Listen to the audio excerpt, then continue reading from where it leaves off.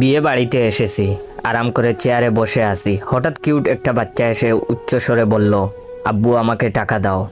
বাচ্চাটার কথা শুনে আতঙ্কে উঠলাম। চোখ কপালে তুলে বাচ্চা ছেলেটার দিকে তাকিয়ে রইলাম। পেটের নাড়িবুড়ি কেমন কেমন করে যেন নড়ছিল। হতবুদ্ধি আমি এদিক সেদিক তাকিয়ে দেখতে লাগলাম, আর মনে মনে ভাবলাম বাচ্চাটা কার হতে পারে। সত্যি সত্যি আমাকে কি আব্বু বলে ডাকছে সে? বিয়েই করতে পারলাম না, এর আগে বাবা হলাম কেমনে? টাকা দিচ্ছি না দেখে ছেলেটা আমার গায়ে মৃদুভাবে আঘাত করছিল আর করে কান্না করছিল। ছেলেটার কান্না দেখে একটা লোক আমার নিকট এসে বলল, ভাই টাকাটা দিয়ে দেন। বিয়ে বাড়িতে এমনিতে গেঞ্জাম, তার উপর বাচ্চা ছেলের কান্না সহ্য করা যায় না, ভাই টাকাটা দিয়ে দেন।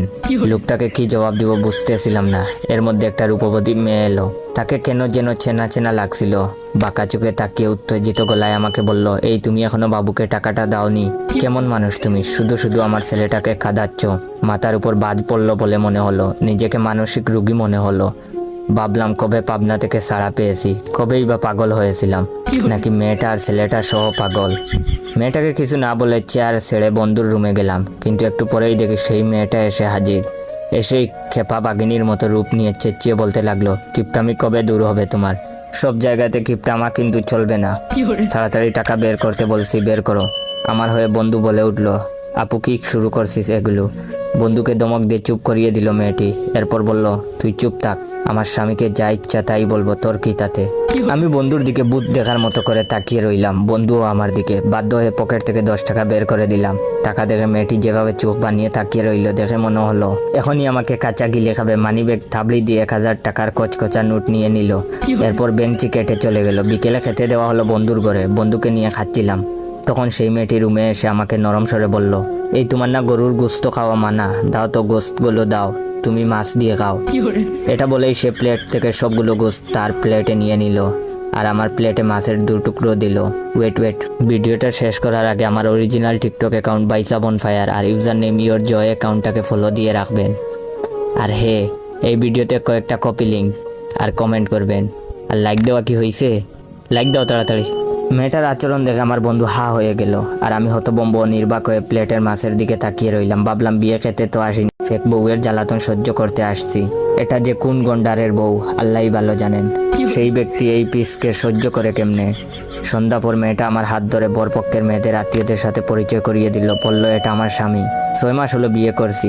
সে আমেরিকাতে ইঞ্জিনিয়ারিং কাজে ব্যস্ত থাকে। আমার খালাতো বোনের বিয়ে খেতে আসছে ছুটি নিয়ে।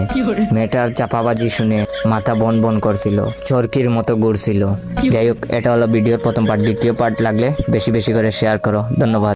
আপনি কি জানেন স্কুল লাইফের জাতীয় সঙ্গীত কিরকম ছিল?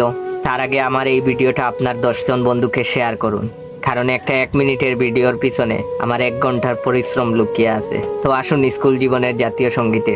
আমার সোনার বাংলা, আমি তোমায়, ওই গণিত নোট খাতা আনছোস, ওমা ফাগুনে তোর, ইংলিশ ম্যাম দেখ আজকেও লাল লিপস্টিক দিয়ে আইছে, বজ্জাত বেডি, ওমা ও গ্রানে তোর, আজকে টিফিন টাইমে পালাইয়া জামুগা, কি শুবা কি ছায়া গো, কি স্নেহ কি, কাল পিটির আগে আসমু না, তুইও আসবি না, রোদের মধ্যে এমনি কেউ দাঁড়াইয়া থাকে, আমার সোনার বাংলা, আমি তোমায় ভালোবাসি। এমন করে জাতীয় সঙ্গীত গাওয়া পাবলিক গুলা কই? একটু হাত তুলো তো দেখি। বিয়ে বাড়িতে এসেছি, আরাম করে চেয়ারে বসে আছি। হঠাৎ কিউট একটা বাচ্চা এসে উচ্চ স্বরে বলল, আব্বু আমাকে টাকা দাও। বাচ্চাটার কথা শুনে আতঙ্কে উঠলাম। চোখ কপালে তুলে বাচ্চা ছেলেটার দিকে তাকিয়ে রইলাম। পেটের নাড়িবুড়ি কেমন কেমন করে যেন নড়ছিল। হতবুদ্ধি আমি এদিক সেদিক তাকিয়ে দেখতে লাগলাম, আর মনে মনে ভাবলাম বাচ্চাটা কার হতে পারে। সত্যি সত্যি আমাকে কি আব্বু বলে ডাকছে সে? বিয়েই করতে পারলাম না, এর আগে বাবা হলাম কেমনে? টাকা দিচ্ছি না দেখে ছেলেটা আমার গায়ে মৃদুভাবে আঘাত করছিল আর করে কান্না করছিল। ছেলেটার কান্না দেখে